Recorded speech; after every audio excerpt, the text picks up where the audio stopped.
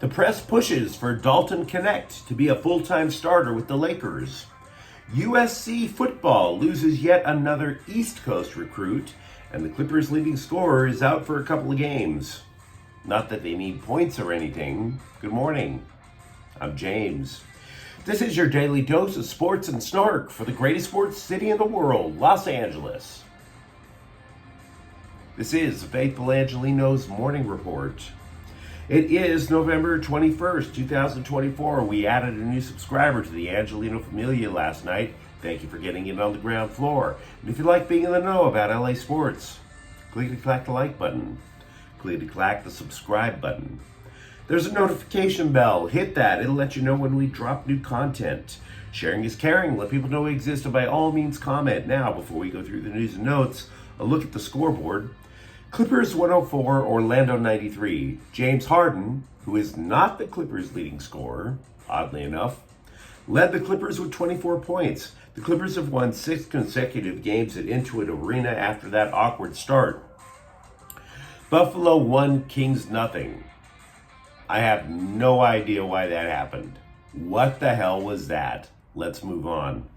UCLA basketball 84, Idaho State 70. Sebastian Mack leads the Bruins with 21 points.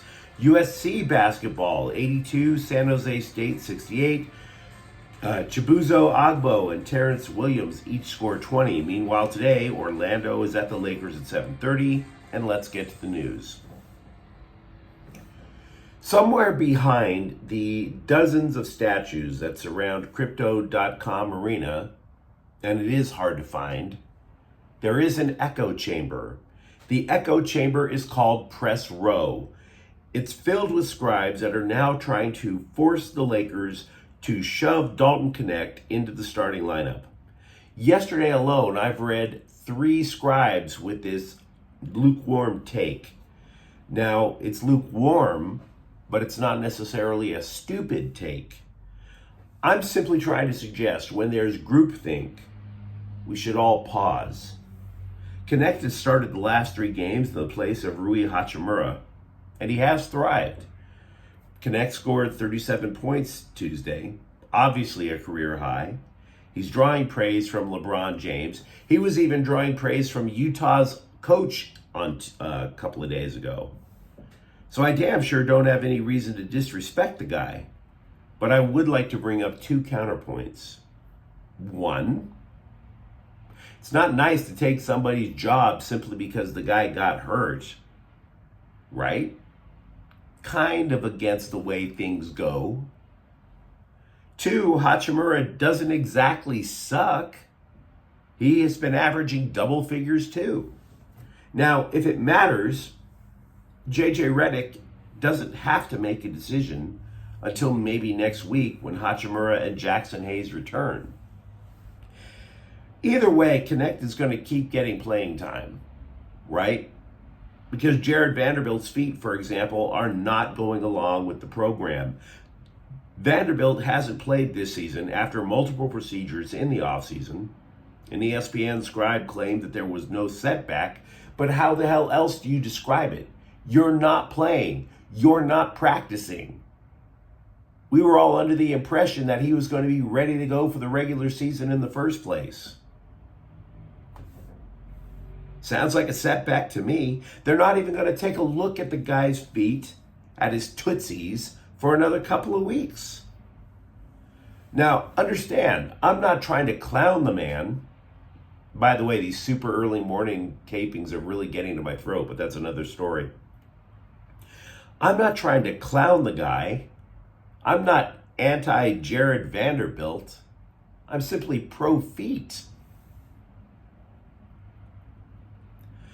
LeBron James is taking time off from social media, and I don't care. The scribes think it's a huge story. I don't care. Back and forth we go with USC football recruiting. Cardi Smith, not related to Cardi B, a 4-star defensive tackle, has decommitted from the Trojans.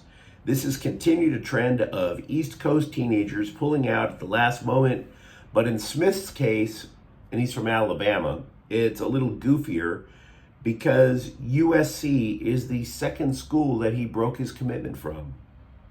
He originally said he was going to go to Auburn. Then he drops him for the Trojans. Gee, can't wait to find out who the third lucky team is. I mean, if you thought Bear Alexander was unstable, how would you like to have this guy protecting your quarterback's blind side when he's thinking about school number 4? And I have to tell you, I am all in favor of collegiate football players getting a check, right? There's a ton of money in college football. But there's going to be blowback on NIL because I'm here to tell you, all of these guys who abandoned ship on USC at the last minute, it really has the stench of, I haven't signed anything with USC, and this other school offered me more money. It really has that vibe. There needs to be some stability at some point. There's going to be blowback on this. Not just from USC, but from schools across the nation. See, the problem with the NFL is no contract is meant to last. You can sign a contract for 5 years, and that team can still cut you anytime. In college, it's the other way around.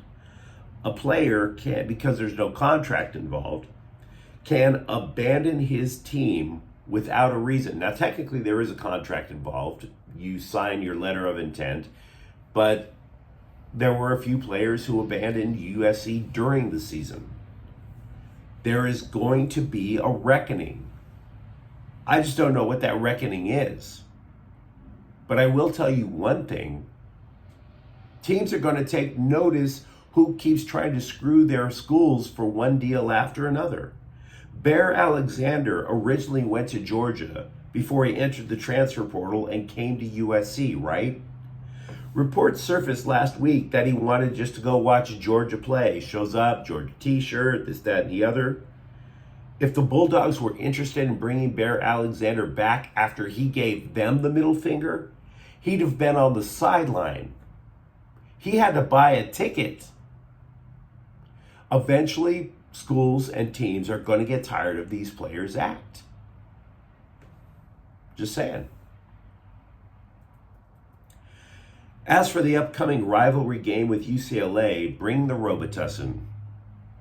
Sounds like I should be bringing the Robitussin, but we'll get to that later. There's a flu outbreak on the USC football team. It has hit running back Woody Marks. Lincoln Riley said he believes that the wave has passed and they'll have plenty of recovery time for the game. Plenty of fluids, guys. Plenty of fluids. Norman Powell, the Clippers' leading scorer, missed Wednesday's game, and he will also miss the next one due to a strained left hamstring. Powell is averaging a career 23 points for a team that is 23rd in scoring in the NBA. Amir Coffey and Terrence Mann should pick up more playing time during this. But there was a story I really wanted to get to with the Clippers. Many of us have these fond memories of a reserve who played for both the Clippers and the Lakers, Lou Williams. Charles Barkley on TNT used to speak of the guy in these hushed, reverent tones. That is a professional scorer, Barkley used to say. Professional.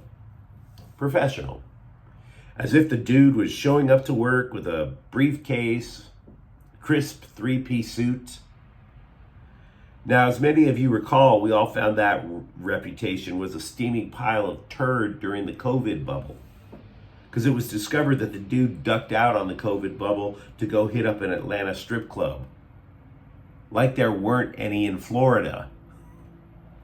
Now, turns out the dude is a man of many interests. It's not just hot wings and badonkadonks. Williams told a podcast I don't listen to that when he was with the Clippers, Coach Doc Rivers forced him to play drunk. Yeah. Said the professional G-string filler, quote, I got to the arena and I'm effing drunk as hell. Mind y'all, by the way, when I read this quote, keep in mind he was referred to as a professional.